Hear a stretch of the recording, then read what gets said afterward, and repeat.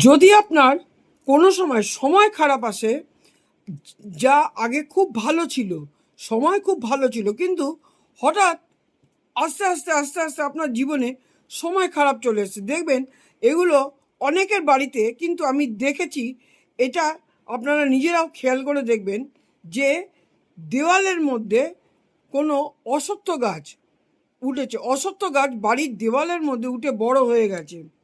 এটা হচ্ছে বাড়িটাকে নষ্ট করে দেওয়ার জন্য। তারপর থেকে বাড়ি ধীরে ধীরে ধীরে ধীরে নষ্ট হতে থাকে।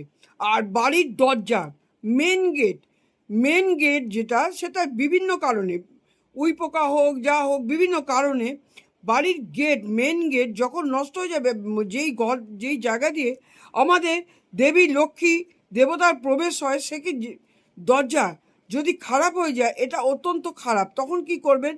সঙ্গে সঙ্গে যদি কিছু না করতে পারেন, যেটা রেমেডি বলছি, কি করবেন আপনি, মানে 4টে মুখওয়ালা প্রদীপ নেবেন, ঘি দিয়ে জ্বালাতে পারেন, সর্ষের তেল দিয়ে জ্বালাতে পারেন। আর ঘরের সামনে দুটো জ্বালাবেন, দুদিকে দুটো জ্বালাবেন, ডান দিকে বা দিকে দুটো জ্বালাবেন। আর যেটা অশ্বত্থ গাছ বাড়িতে ওঠে, সেটার জন্য সেই জায়গায় একটা পাঁচিলের ওপর আপনি জ্বালিয়ে আসবেন। এটা যা কিছুদিন আপনার শান্ত হবে, পরে কেটে ওই জায়গাটা ঠিকঠাক করে দেবেন। তাহলে হচ্ছে আপনার ঘরে শান্তি আবার ফিরে আসবে। এইটাই হচ্ছে রেমেডি।